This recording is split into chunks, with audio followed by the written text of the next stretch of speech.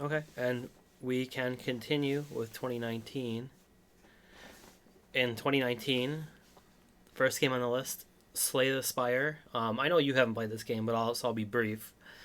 This is like how I mentioned earlier. I don't play Hearthstone anymore because it's incredibly expensive Mm-hmm. to play card games. Well, the cool thing about Slay the Spire is it's like because it's like a randomly generated PVE card game. It's all the cards are included with the game. You buy the game, you have all the cards. Um, it's kind of Which is like more than a card game. It plays more like well, it definitely plays like a card game because it's literally a card game, but it's like a roguelike kind of where it's kind of the levels are random, and so each time you play through it, it's different. mm-hmm. And it's a fun game with a lot of unlockables. So the game when you first play it is a lot different from the 10th time you play it. Sure. But yeah, pretty good game. I'm looking forward to.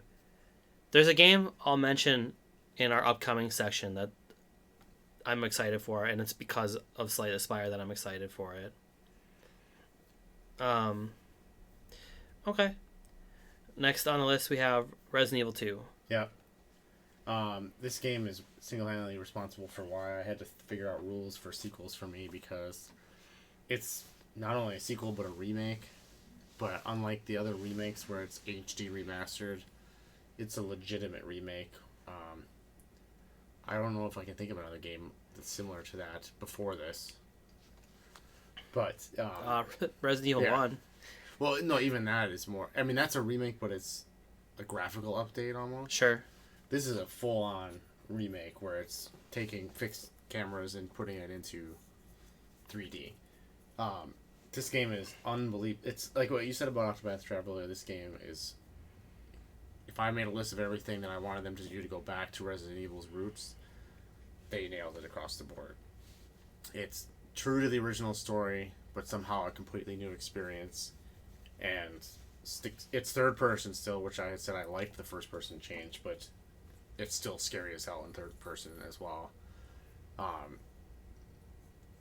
It's what I love about Resident Evil, because the first time you play it, it's like 8 hours, and then the last time I played it, I might have beat it in under 2. Because you can really, if you know where to go and it's less scared, you can get around a lot quicker. So that's all I really say about it.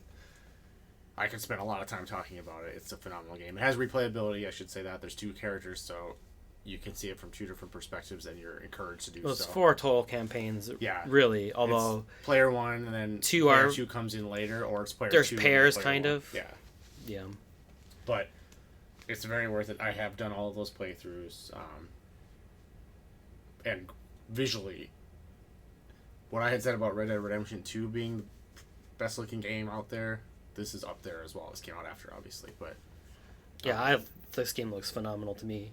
Resident Evil 7 did look good. I don't know if I touched on that when I said nothing compared to Red Dead Redemption 2. Mm-hmm. Resident Evil 7 looks really good too, but this looks... Well, I think insane. Resident Evil 7 is the first game on that engine, and Monster Hunter World, this game, and Devil May Cry, which we'll talk about later, are all on the same engine. Yeah. Okay. Next up is Kingdom Hearts 3. It's notable. That's it. That's all I want to say about that game. I have something like that coming up. Next on the list is Wargroove. Wargroove is, if you ever played Advance Wars for Game Boy Advance, this is an indie game that's a complete ripoff of Advance Wars. So, and that's a good thing. Advance Wars is good, yeah. The campaign is kind of short. It takes less than 10 hours to beat. However, this game has like custom campaign where you can make your own campaigns. That's kind of cool. Yeah. Depending on how. And you can share them with others and download them. It's almost like Mario Maker in that way. Obviously, the population is like nowhere near Mario Maker, so which might hurt that in the long run. So it's not as easy to use that function. I haven't really experimented with it that much myself, but there are cool ideas that you could do using that. Next on the list is something that is notable again. There's not much time to spend on it. It's Anthem. It's more kind of like the Watch Dogs line of like all this buildup of something that was going to be crazy good, and all in all, the combat is really fun. The graphics are actually really good, and the handling of the game, like the controls, are very good. But it's actually more like Destiny in this regard, Destiny 1. When you finish the main storyline and are the max level, there was nothing to do. And I don't know if there is what's changed. I don't believe much has been added. And it sucks because I actually think the game is really fun. But unfortunately, it's not supported for me enough yet. So that's all I want to say about that. Next on the list is huge for me.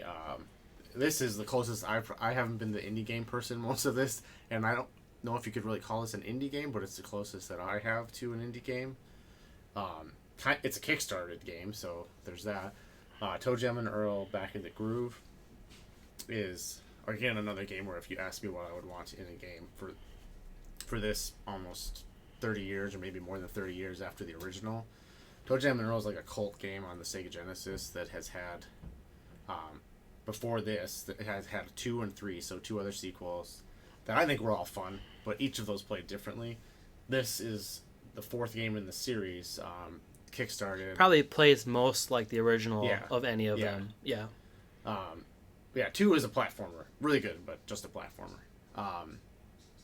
This plays, it's a true tribute to people that wanted the original gameplay, but with a ton of replayability.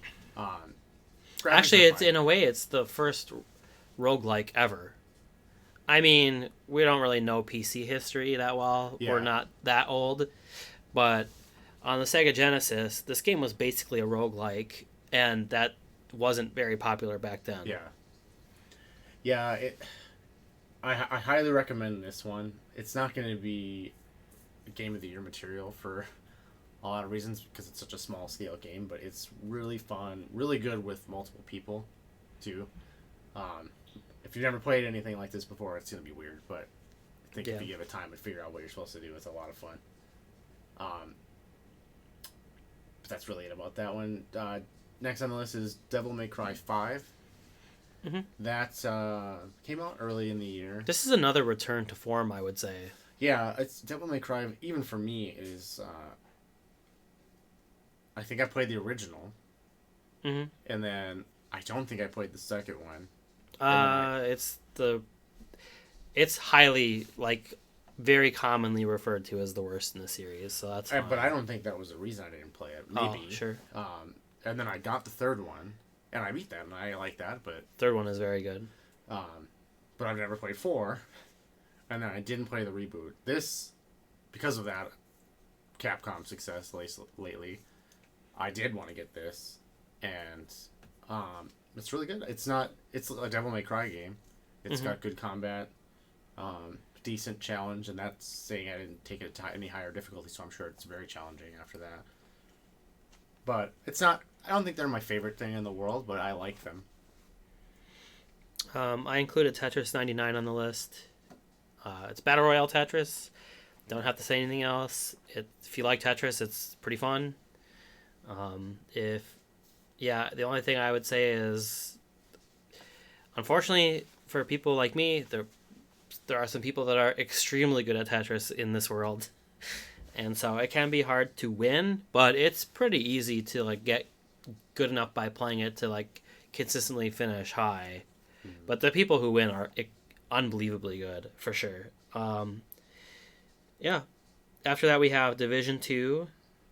The note I have on Division 2 is what Destiny 2 should have been with all of the DLC of Destiny 1 and the endgame figured out. This game actually did do. It's just, I think I was looter shootered out by that point. They didn't strip it down from the original. Yeah, it wasn't, hey, start over, now you have to wait for the season pass. Yeah. It was actually very well designed from the get-go and what you can do after you hit the level cap, and a lot to do. I just think I had played a lot of looter shooters up to this point where I wanted to stop for a little while. Okay. Then we have Sekiro, which both of us played a lot. Yeah. Sekiro is... If Bloodborne was my introduction to playing From Software games, this was my perfection of being on board with their games, and pretty much from this point on I want to buy anything they ever do, no matter the genre or background lore of what the game is about. I really like this game. It's pretty. The setting is cool. The characters are cool. Music's even really good. The music is very cool. And it's when a game is all about difficulty and combat, it's pretty much flawless. I mean, there's always going to be one-off things like, hey, that shouldn't have happened based on what I was doing, which is Yeah. a very small percent chance to have go off. But other than that, they nailed it. It really made me, over the coming years, I've realized with this game being, the genre is difficulty. That's all this is. And it's really important to me that they are allowed to keep that, because while I like playing through a lot of things and seeing things, this game's not about story necessarily, even though this one had a bigger story than most of them. Yeah.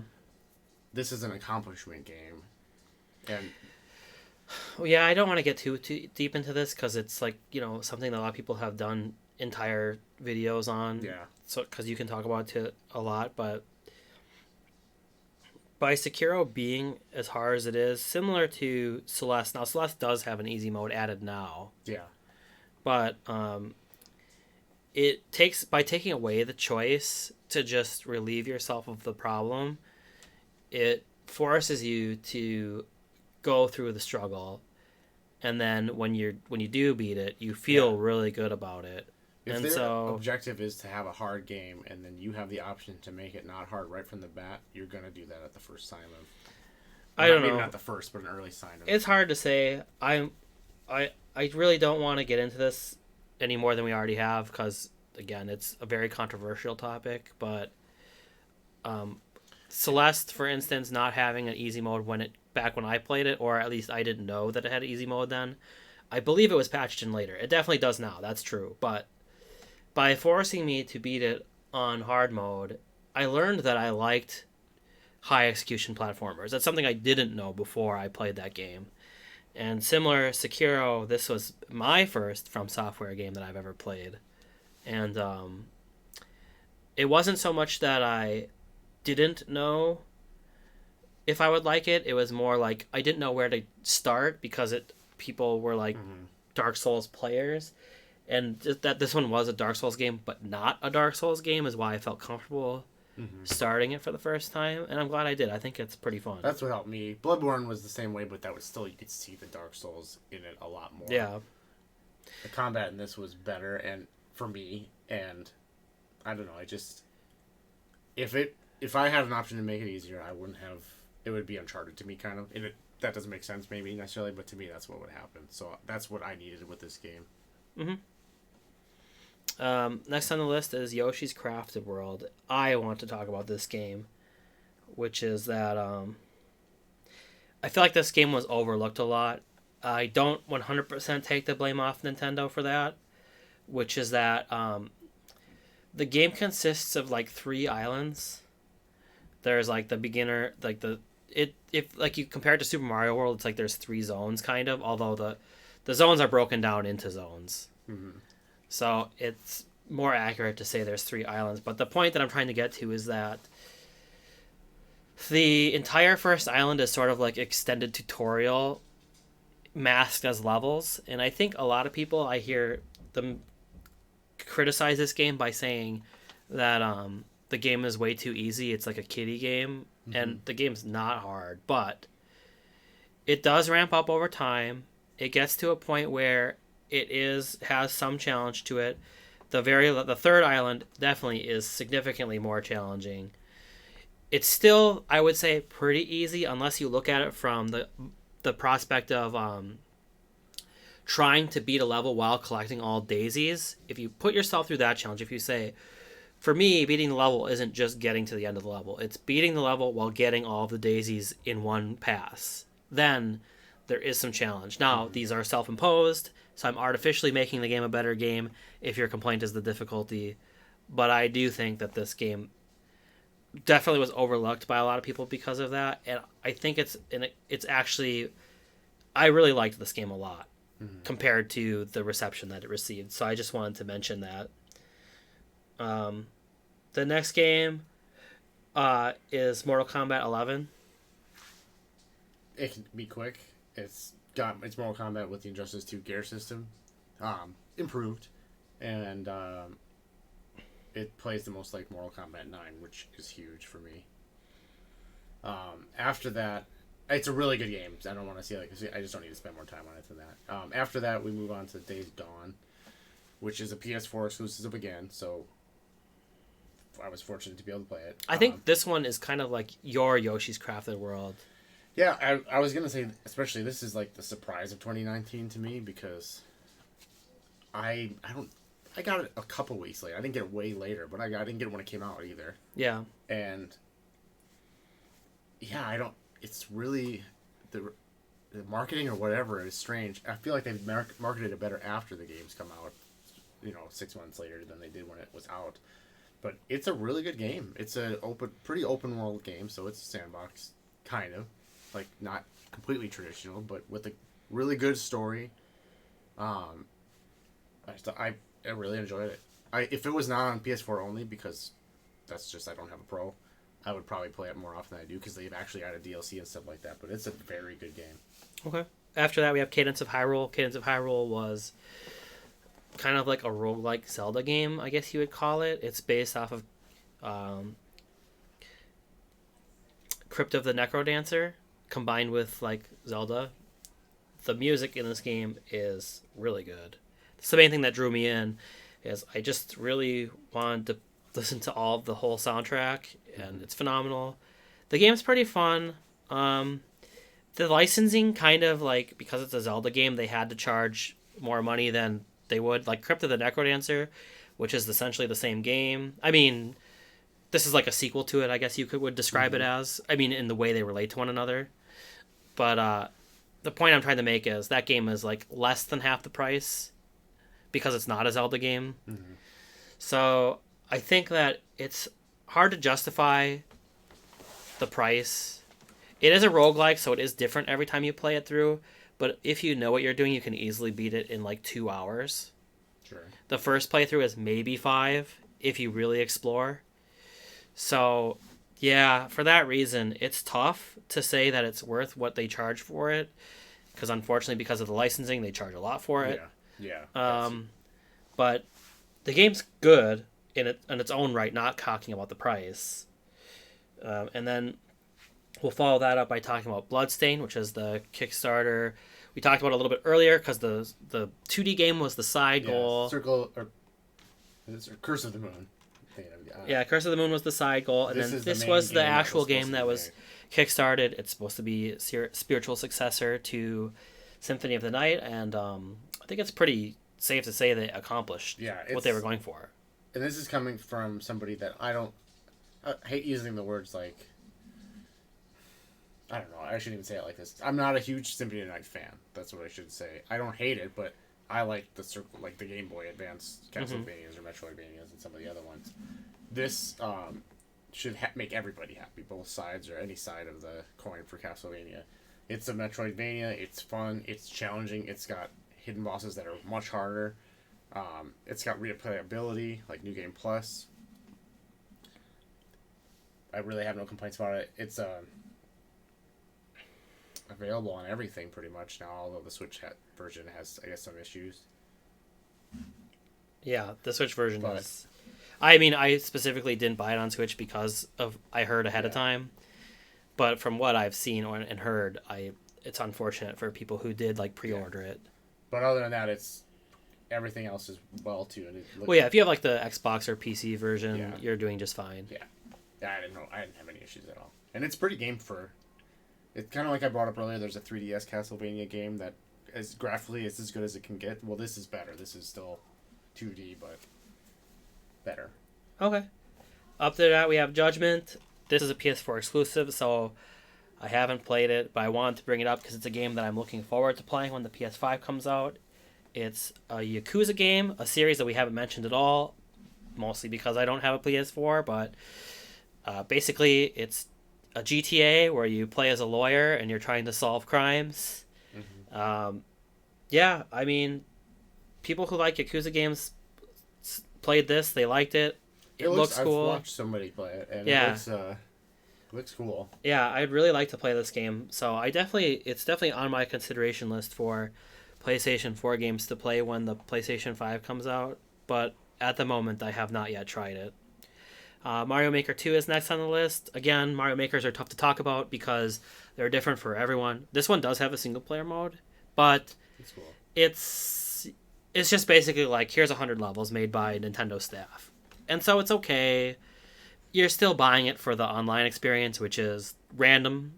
I mean, random in that what you do and what I do will be different. Yeah.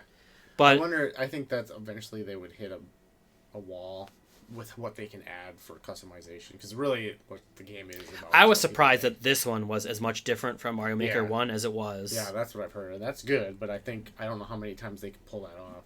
Yeah, me neither. But I hope they just make one for each generation just so that there's a one with a player base currently. Yeah, I don't think I've watched much of this one, but I've seen stuff of like where it's added, and I thought that was cool. Next on the list is Marvel Ultimate Alliance 3. This game is huge for me again because of the Marvel tag alone, but with the loss of Marvel Heroes, and the last time there was a Marvel Ultimate Alliance game was like 2009 maybe. Yeah. So it's literally been 10 years. Also, this is like one of the first games since. This is one of the first games that was in development still.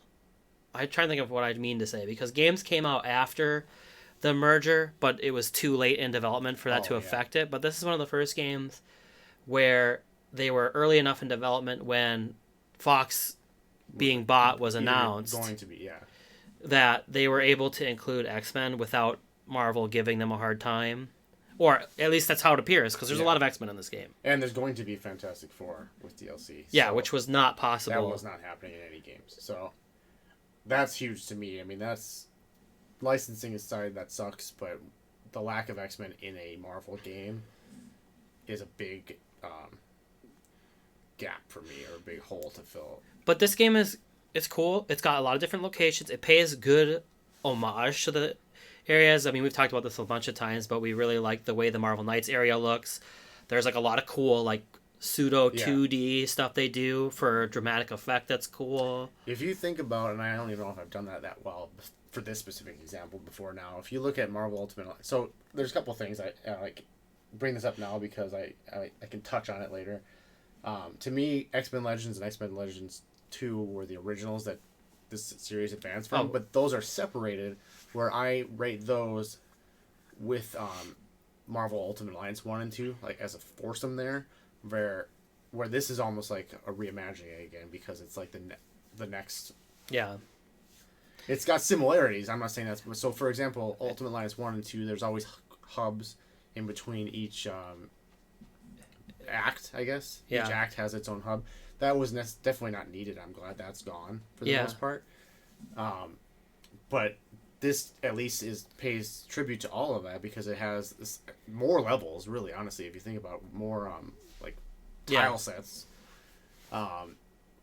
Way more characters. And it's got like, even though it's not an always online game, it's got pseudo endgame. Yeah, they have the ability to with the gauntlets and with the way that the way that crafting the gear works in the game. Playing through on the hardest difficulty again actually does serve a purpose. And so, and you can level your characters all the way up to 150, which is well above what you need for the story. Yeah, so, I think that's the only thing currently, and we don't know because there's still 2 more DLC packs plus possible other free DLC. Yeah, we should say that before the first DLC pack, the level cap was 100. Now it's 150, and there's gauntlets, which is new endgame content. And so, with the first expansion being that big, we don't know what's going to be in the next 2 other than the characters. So it's possible it could expand just as much, or it's possible it could just add characters moving forward. But so far, it seems like not only is there some endgame, but there's potentially even more to come based on the size of the first expansion. And your first playthrough is going to be harder than your final difficulty playthrough, honestly. But I like that, and that is like the old Marvel Ultimate Alliance games and the Legends games. You would always hit a wall where you were under leveled, and it would really be hard. What they did better in this game is the bosses actually have unique move sets or mechanics. Tells. Yeah, where you have to avoid certain things instead of just being stronger. Sponge. Yeah. Like unlike the old ones, you can actually avoid moves. There might be a lot going on in certain bosses, but in the old ones, you were just taking a move. In the old one, it was more like a stat stick. You were either the level you needed to be Yeah, you or just needed not. to kill them before they killed you. In this one, it's like they have tells and stuff, and there's a invincible roll.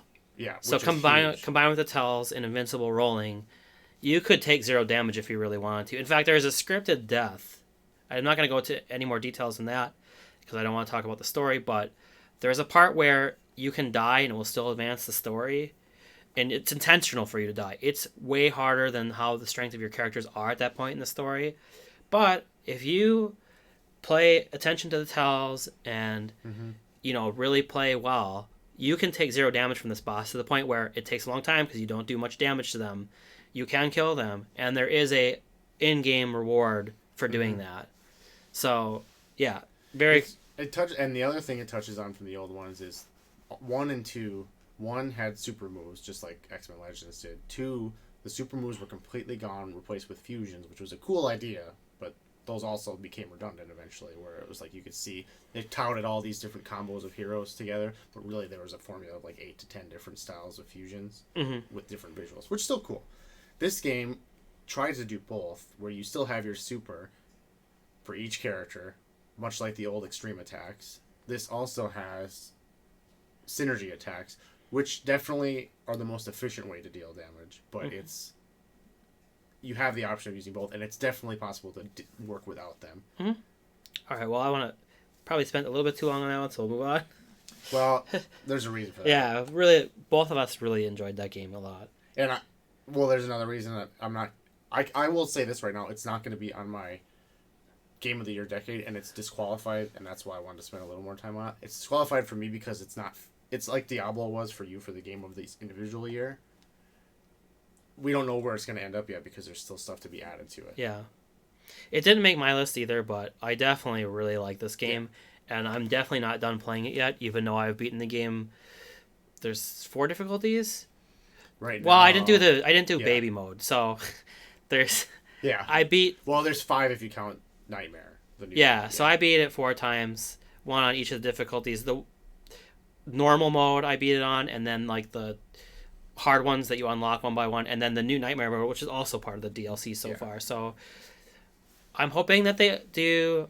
I'm just not saying it couldn't be on my list. I don't want. It's not on my list for the decade, but it's only because it could be. Okay. That's all I'm saying. Yeah, it's really good, but yeah. Anyway, next on the list is Fire Emblem. This game is really good, actually. Now, I will take umbrage with one thing, is that I read a lot of reviews, and then I heard through word of mouth that the reviews were not lying, that not only is there 3 different houses that you can play as, and they all have different stories, but they're each 80 hours long. My playthrough was roughly 50 hours, so it's shorter. Is this a qualm? No, 50 hours is obviously enough. But I just want to put out there is a rumor that it takes 80 hours, and I felt like I did everything, like including, I like this game so much that if there was an optional thing that you could go into, like gardening and fishing and stuff like that, I did all of it. I talked to all of my students every single time that you could. I did all that stuff, and I still only managed to make it 50 hours. I'm not upset about this. I will say it tricked me, because I got to the final mission of my story, and I was expecting a twist ending, because it was like, oh, this is the final battle. And I was like, well, I'm only at 50 hours. Yeah. And I've heard from sources that the reviews were correct. It does take 80 hours. So I was expecting there to be a twist, and then when I killed the last person in the final battle that it told me was the final battle, and the person actually just died, It's over. I was like, oh, okay. Yeah, That's cool. There's still 2 houses left. I'm probably going to wait until the winter drought to do those 2. I'm definitely going to, because it's a really good game. But at 40 hours a pop in the Christmas season with all the games coming out, I just feel like I'm going to put it off until then better. Mm-hmm. That's all I can really say about that without adding any spoilers, but the game is extremely good. I recommend it to anyone. All right. I will say I almost got it. If it wasn't so close to Marvel Ultimate Alliance, and if it was a little bit more like turn-based, but not chess or whatever, you know what I mean? Yeah. It just wouldn't be the format I wanted, that's all. Next one on the list is Astral Chain. Neither of us have played this game. I put it down as a notable because it's made by Platinum, and they are people. There are people who are Platinum gamers, similar to the other people who are From Software gamers. I actually really am interested in this game. It just came out at a bad time for me. Unfortunately, I chose the wrong game. Well, it came out the same week as Borderlands, and some of my friends were playing Borderlands, and so I bought Borderlands. And Borderlands certainly isn't bad. We should say Borderlands is not on this list, and I don't think. I think that's a mistake. It should be on here as a notable. It's definitely notable. It's notable. I just haven't played it, and I've never. I have played it. It's good, but in the end, I think especially since the people that it's similar to your Gears of War story, the people who I was beating it with, I haven't been able to mesh a time with them lately, so I haven't beaten it yet. And so for that reason, it's kind of like I wish I just had Astral Chain instead. But I can move on. It's not a big deal. Next one on the list is Gears 5. Neither of us have played this yet, but it's notable because it's Gears of War, which is a really big franchise, and it's on Game Pass, so we probably will play it eventually. I'm interested in playing it, and it is notable. Another one on here is River City Girls. This is an indie game that's based on River City Ransom. It is actually, I don't know if I would say an official sequel or how to explain it. The people who made it own the license to River City Ransom. So it is officially a River City Ransom game. But I don't know if you would call it a sequel or not. But it's basically just for a 2D side-scrolling beat-em-up with those limitations for graphics. It has really good graphics. Like the animations have a lot of frames. And so it looks really cool. Also it has like there's like a Twitter thing going on where people are posting combo videos because like the combat is that intuitive where you can like make like almost fighting game-esque combos. So this game looks really cool. It's on my list of games to check out when things slow down a little bit, but I have not played it. And then the last game on my list is Link's Awakening. I also own this game, and I beat this game. I really don't know what to say about this game. It's super good. It looks cool.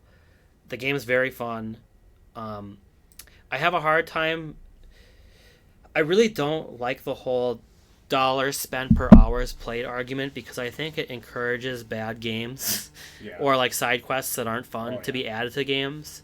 It can ruin a good game by having it go on 2 hours longer than it needs to. So I try not to criticize games for this, and I already did with Cadence of Hyrule, but the issue here is that the game is $60, and I was able to beat it in roughly 6 or 7 hours. I don't remember exactly, but it didn't take me that long. I bought it on Friday night. I played it on Friday, and then for a little bit, and then most of Saturday, and then I beat it on Sunday afternoon, shortly after starting it, so not much on Sunday.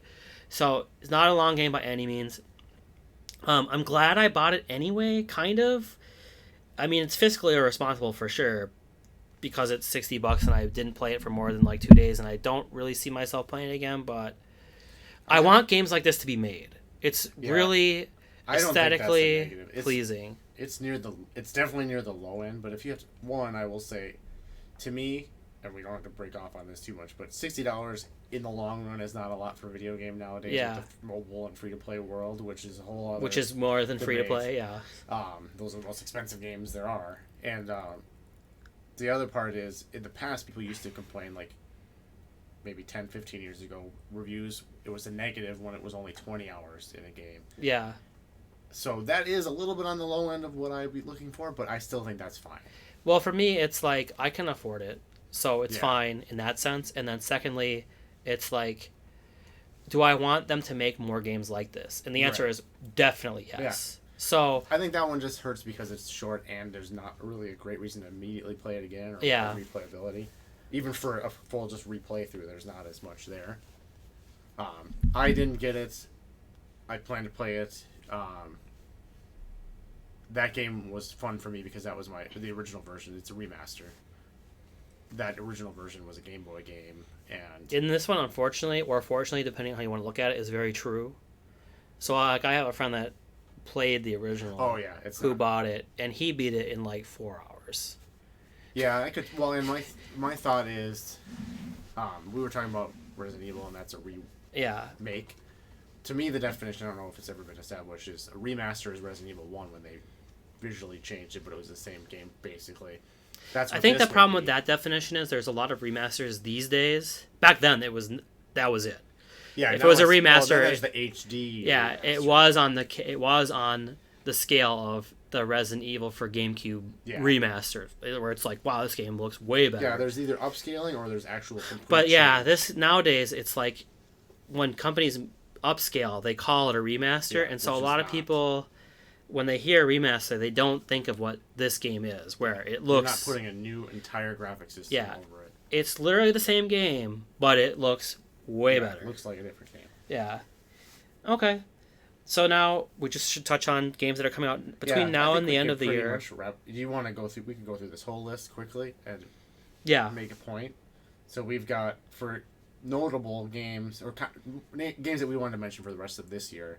We can back up and talk on them. Death Stranding, Shenmue 3, Indivisible, Luigi's Mansion, Burger Time Party. That's more of a party game for me, obviously. Little Town Hero, Luigi's Mansion 3. I think we got that twice. Is that right? Or is No, you're thinking because Shenmue 3 is a 3 as well. Okay. Pokemon and Star Wars Jedi Fallen Order. Only comment I want to make, those are notable for whatever reason for the two of us. And I would say of those that could claim a spot for Game of the Decade, Shenmue 3 could for me. Death Stranding may, but nobody knows Yeah. on that one outside of it's Kojima. The scale is big enough where it could be Yeah. a game of the decade, but like it's in a spot right now where it's like until I play it, I'm not willing to talk about it. Yeah, those are really the two. Jedi Fallen Order could be really good. I have no idea. That's a new thing for Star Wars, so I don't know. I have a couple comments I want to make on this list. Okay. The first one is Indivisible actually came out since I made this list, so it is currently out. For people who are like, wait, why is that on the coming up list? It actually came out recently, so it's now out. From what I've heard, the game's good, but I haven't had a chance to play it myself yet. The only other thing I wanted to mention about this list is Little Town Hero. I wanted to mention because the music in this game is at least half or more done by Toby Fox, who did the music for Undertale, so for obvious reasons, I'm looking forward to that. And the gameplay, from what I can tell, looks a lot like Slay the Spire. So we're talking, potentially, if I'm right from the previews, and I might not be because the game's not out yet, this is a game that combines Slay the Spire gameplay with Toby Fox music, and for that reason, I'm really looking forward to it. That might be why it's a surprise that it's on the list, but I think it looks really good. But no, not a top 10 of the decade type thing. Right. One thing I will add, because I was saying potential top games out of that list for me, Shenmue 3, how many of you would even know that game exists, kind of a thing? There's not many things in the history of games, honestly, that they have crazy, like, single-player story games like Shenmue 1 and 2, and then the next one is, it's been at least 10, 15 years? Yeah, a long time. So, like, even for me, I can't tell anybody listening to go back and play the first two because they're probably terrible. And by some things I've seen, hilarious to watch people play because it's bad. No, it's a Dreamcast game and then an Xbox original game, which really was a Dreamcast game. Yeah. So there's two Dreamcast quality games, which I love that system at the time, but it's a long time ago. Now we've got the third installment, and I can barely remember what I did. I'm sure they'll do a recap. But notably, even the first and two installments were spaced out longer than they should have been because of what I just said. They were technically supposed to be Dreamcast. Because the Dreamcast went out of business. Yeah. But it's really good. I don't know how to even define that anymore, but it'll be really interesting because that's why I don't know if it'll be a game of the decade or not. Well, it's kind of like a Yakuza / GTA game. Yeah. But different. But with kind of fighting game inputs. Yeah, but it's also got like the real-time mechanics. I mean, Grand Theft Auto has a night-day cycle, but in that game it really matters. Like certain people will be like, meet me at 3 o'clock. Yeah, and you have and to. you literally have to be there at 3 o'clock. Yeah. And the shops will be closed, stuff like Yeah, that. so certain things will be we'll open. see what happens. Certain people won't be in certain areas unless you go there at, like, kind of like you just said, but yeah. The only other thing we should say is we didn't say if you have a current 2019 game of the year. I would say for what's out so far, I'm not counting this list, obviously, the upcoming. It's definitely Marvel Ultimate Alliance 3 for me. Even though Resident Evil 2 came out this year, I gotta get it to Marvel. I have to go with Fire Emblem. That makes sense. Game's too good. All right, so that is every year recap so far for notable games. So we are going to move on to Top the 10, two of our 10 lists. games of the decade. These are not in a particular order, although I think we are going to do a top 3. Yeah, afterwards ordered, we'll do that. Yep. But just top 10 for the rest of them. Man, I feel a little bit uncomfortable with the ordered part, but I feel comfortable with the top 10 part. Yeah, mine's in order of... When I list mine, it's in order of release year. So, and I'm still going to feel like, man, is that fair? This was hard. Yeah. Okay. Well, I can start. I'll do my I'll do my 7 games that are unordered, and I'll give you my top 3. So 7 games unordered that make my top 10 list. Celeste. It's not in the top 3. I feel bad about that, but it's not. After that, I have Marvel Heroes, Breath of the Wild, Splatoon 2. Yeah, it's not the original. They're really the same game. Splatoon's just definitively better version, so it's hard to... I have one definitely in that category. Yeah. Rules. Grand Theft Auto 5. Mortal Kombat 9. Now, this one's the one I want to make an explanation of, which is I put Mortal Kombat 9 on the list because of what it did. It brought Mortal Kombat back to the limelight, and it also redefined what is acceptable for single-player content in a fighting game. With movie-like story transitions. Yeah, I definitely don't think it's the best NetherRealm game this decade. Right. But it changed everything. Okay. And so, for that reason, I went with Mortal Kombat 9 as my choice. We wouldn't have the best NetherRealm game this decade if that didn't exist. Exactly. And then the last one on my 7 unordered top 10 is Resident Evil 7. And then my top 3, these are ordered. Third place was Ori and the Blind Forest. Did you say unplaced or in order? These are in order. Okay. So top, is that 3? That's what I wanted. Yep, these are... so the other ones were just 4... Are you going 3, 2, 1? Yes. Okay, gotcha. Yeah, Ori is just... I really argue with myself whether to put Ori or Celeste here, because they're both the same genre, kind of, even though Ori is a little more Metroidvania. But I just feel like overall, Ori was the better game. That's not saying much, because Ori is such a good game. But, yeah, that was my ultimate decision. It was hard, but that was my ultimate decision. Second place was Fire Emblem Three Houses.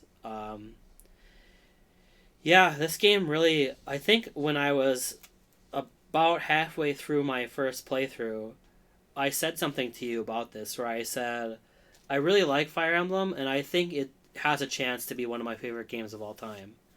And, yeah, I mean, it just is. I think the top 4, which I know the last 7 aren't supposed to be ordered, but I think if you include Celeste, I think all of these qualify for entering my favorite game of all time list. But yeah, Fire Emblem Three Houses, really, really good game. And then number 1 is Undertale. I think if you heard me describe earlier what I feel about it when we were talking about the notable list, it's pretty self-explanatory why this is here. But basically, this game really changed the way I think about games. And honestly, every game I've played since playing Undertale, I compare it to Undertale. Whether I want to or not, whether it's even remotely in the same genre or not, I think about the game in comparison to Undertale. Which that should be. That I can make a similar kind of comment there. So yeah. All right. So I'm going to read mine kind of different because I didn't order them all through 10. And I think that would be too hard for me to even do. Oh, no. I mean, I know yours wasn't supposed to be taken seriously, but I'm going to read mine. What I should say is I'm going to list mine, including the top 3, and then go back and say which the top 3 were, because it's just easier for me. It's in order of year. So first on my list in 2010 was Castlevania Lords of Shadow. I spent enough time talking about that game. It was, in my opinion, a successful reboot. I'm sad that they haven't kept going with that and it wasn't able to. Second on my list, this is the one, and this is part of why I wanted to read it like this, is Red Dead Redemption in 2010. This is the hardest one for me because this is here. This does mean Red Dead Redemption 2 is not here. So, and I do think they're interchangeable in that regard. Red Dead Redemption 2 is a better game. It's just it was hard for me to fairly score a sequel in there because we wouldn't have 2 without 1. And I think they play similar enough. 2 is better in every way, but they play similar enough where I couldn't give 2 the edge on that, to be fair. Third in the list, not in order, Arkham City, Batman Arkham City.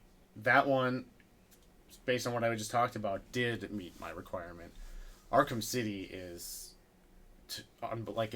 it took a kind of linear, confined area in Arkham Asylum, which was a great game, but it gave you not enough where it's a sandbox kind of clone or whatever you want to call it. It kind of is a sandbox, but not really. It doesn't have the objectives on your map kind of thing.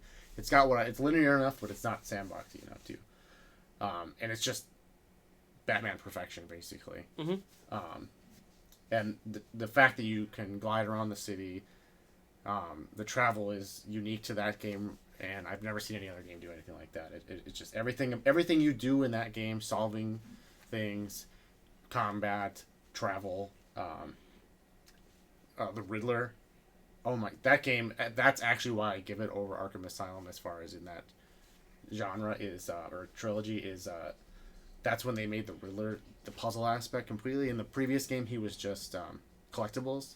Mm-hmm. In this game, he's collectibles, but he's also about more than 50% of them are very tricky puzzles to get to that collectible. And then every 25% of the total ones you find, you have to deal with him. And it's just phenomenal. So that was the third out of 10. Fourth out of 10 is Mortal Kombat. I also had on my list. I echo everything that you said with the added, for me, it changed fighting games competitively for me too. Sure. But everything else I completely agree with that you said. 2013, Marvel Heroes.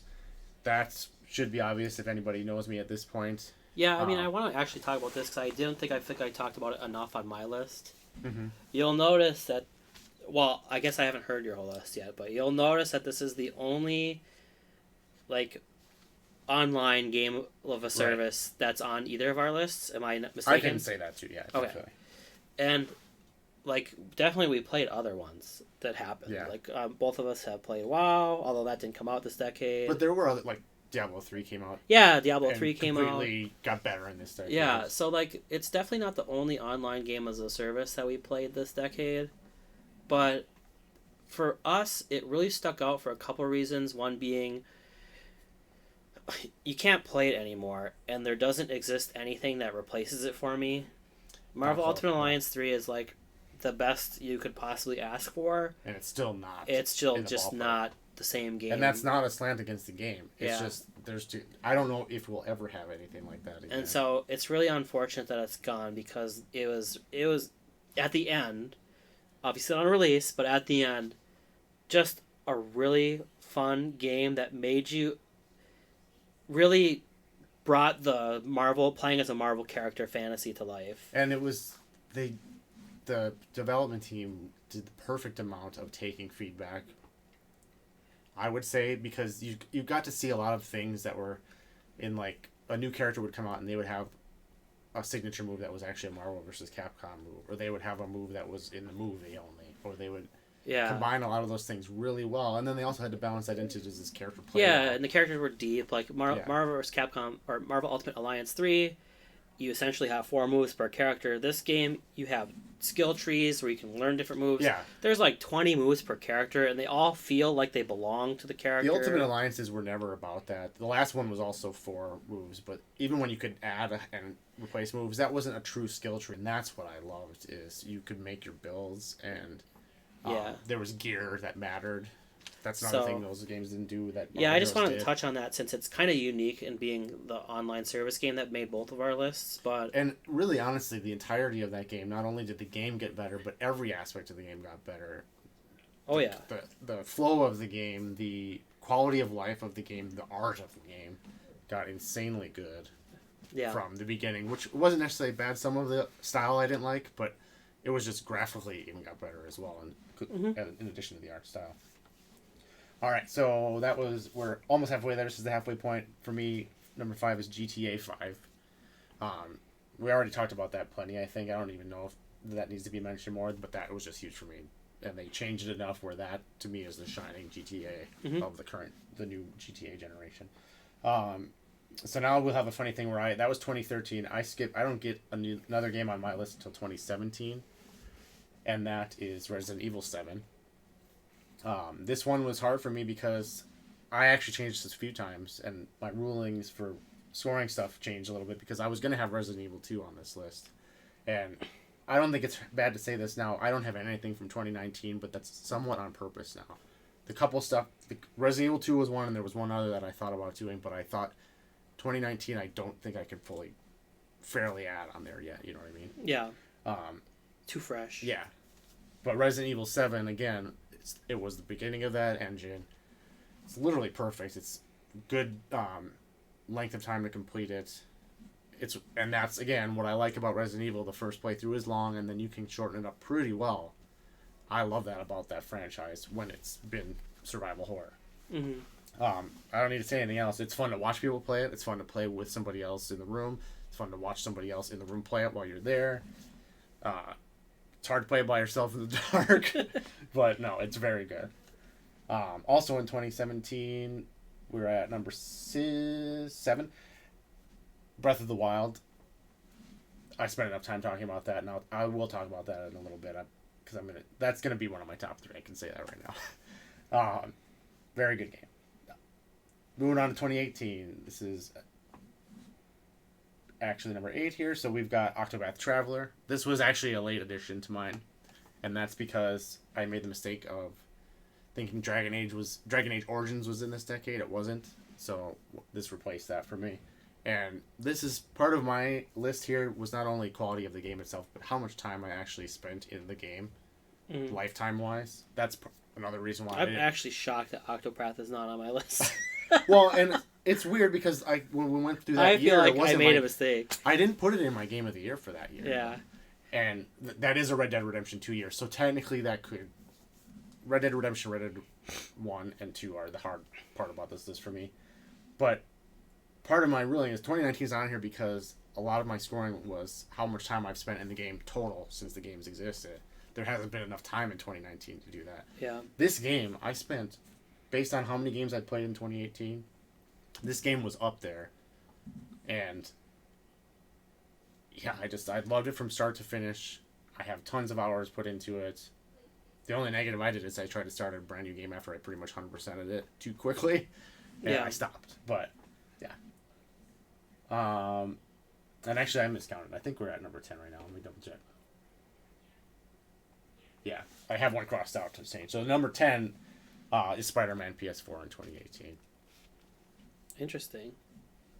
It's so in all around. So I don't have anything in 2019. My top 3. My number 1 game is Breath of the Wild for the decade. I don't, based on all the things I was analyzing, that just it is for me. And I know most people will probably think that's Marvel Heroes, but that's my number 2. Mm-hmm. And it's not Marvel Heroes number 1 because it's really a tie, but in that regard, but I didn't want to have it be a tie. And it's kind of what you said about we don't have any other MMOs or long-term games as a service type of thing. Yeah. It's more, if you don't really want to hear a game like Marvel Heroes as your number 1, then this is unanimous answer. But Marvel Heroes is very close up there.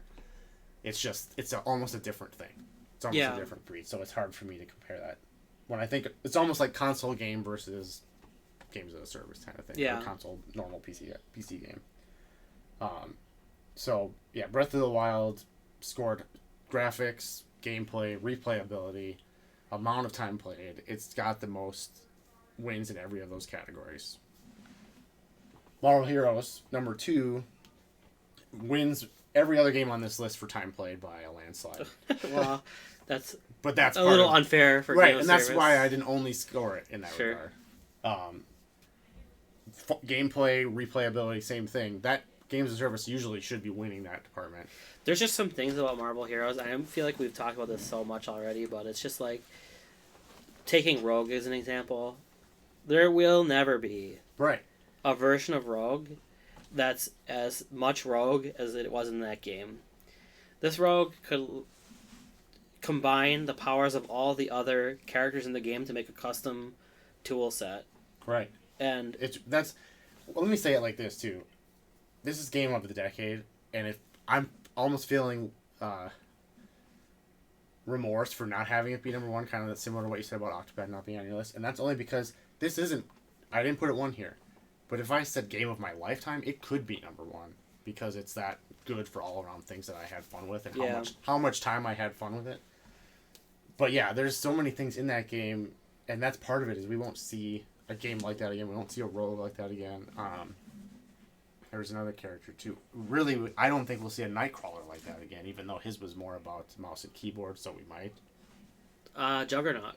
We won't see a Juggernaut you necessarily. could probably not do Yeah. on console. And Nightcrawler is the example that we did have on console. That I still liked him, but it wasn't the same. Yeah. Being able to blink to where you want to blink to is huge. But they had 62 or 63 characters on PC by the time the game had to be shut down. And every single character, some had to be reworked, but every single character felt good to me. Yeah. Including ones I don't care about. Yeah. And sometimes ones I didn't care about became my favorite to play as. That happened to me for Magic. I didn't know who Magic was before they added her. But her like ranged demon summoner spec thing was really fun. I don't know when the Necromancer came out in Diablo in comparison to when Magic came out, but all I know is I was like, man, if the Necromancer is anything like Magic, you just feel like you're super powerful with all this stuff. Yeah. That's what they needed to do. And that was the perfect way to have, and that wasn't the only way you could play her without any demons. That again, we could talk about this all day. They had so many options for how you could make the character. Yeah. Not build alone, but just rogue. Yeah. You could just play Ms. Marvel rogue if you wanted to, which is what I liked. But I still love the option that you could make 1,000 different variations of how she was built. And then so third on my overall list actually is Mortal Kombat. Okay. And it's, again, across the board, it was game-changing for the developer, really, but for the community. I played that so much over the course of a year and a half to 2 years. And it's just really... It's hard because Mortal Kombat 11 is actually a better game, Yeah. I would say. But it's just that game. I wouldn't have Mortal Kombat 11, which is supposed to play more like Mortal Kombat 9 if Mortal Kombat 9 didn't exist. I just think, yeah, it's the same reason why I put them in my top 10. It's just, it really started something where they weren't going. Where Mortal Kombat 11 feels like, even though it's better in most ways, it feels like a natural progression, like where would you go if you were improving on it. Well, like, think about the E-League in that, or the Combat League, I mean. It's way more accessible. The netcode is amazing. Yeah. Mortal Kombat 9, it was like training with weights on, because if you were playing it, everything was delayed by a second and a half, too, back then. Yeah. So now that they have all those tools, they did what they needed to do to get there. It is the natural progression. Okay. Well, that wraps up our games of the decade. Did you have any thoughts that we didn't discuss in the top 10 lists about it? I don't think so. Yeah, I think we were pretty thorough, so I really would rather just kind of wrap it up. But really appreciate anyone who did listen to the whole video. It's a lot longer than I had originally anticipated. The prep work was like a couple hours long, and I probably should have figured out from that there's a lot of things. For me, it's hard to keep it short when I feel like I'm not doing justice to how much came out. And especially for the things that I'm passionate about. So it makes sense, but it is long. Yeah, it's like when there's a game that I really like and I really want people to know, it's hard for me to just keep it to one or two sentences. Yeah, it feels like you're doing a disservice. Especially for the games I knew weren't going to make like my top 3. I didn't want people to think it's because they're bad. I mean, and obviously it's not, but I just want to be like, look, this game is really good for these reasons, because I'm not going to be able to talk about it later. Right, yeah. But, what I would say is, if I know we're going to have this on YouTube and there's comments, so I think, and I'm dropping this on you last minute, not kind of last minute, I was thinking about it. It might be cool, we can't do this with every one of them, but it might be cool to do a playthrough of some of these games if people are interested. Yeah. As far as like at Don't least our put- top 10 list. Don't put Marvel Heroes on the Yeah, list. unfortunately, I wish we could do that one. But every other game, I believe, at least on mine, is playable in some form that we could stream or record and do a Yeah. video of. If so there's you can see anything it. that we said we could go on about it too long, so we can't really talk about it right now, leave a comment. That's definitely something that we'd be willing to talk about in another video. Anytime, if you heard about a game on the list that you haven't heard of before and you have questions, leave a comment. If you like, what's the best console to play this on, or I haven't heard of this game. Do you think I'd like it if I like X game? These are all good comments. If you want to leave your own top 10 list, Yeah, that's a really good comment that would be huge. Especially if you think we didn't touch on a notable game that you that you really have. like. Yeah. So, if you want to get mad at us for not liking Naughty Dog games, that's also acceptable. But yeah, any comments are appreciated. So, thank you for listening. Have a good night. Thank you.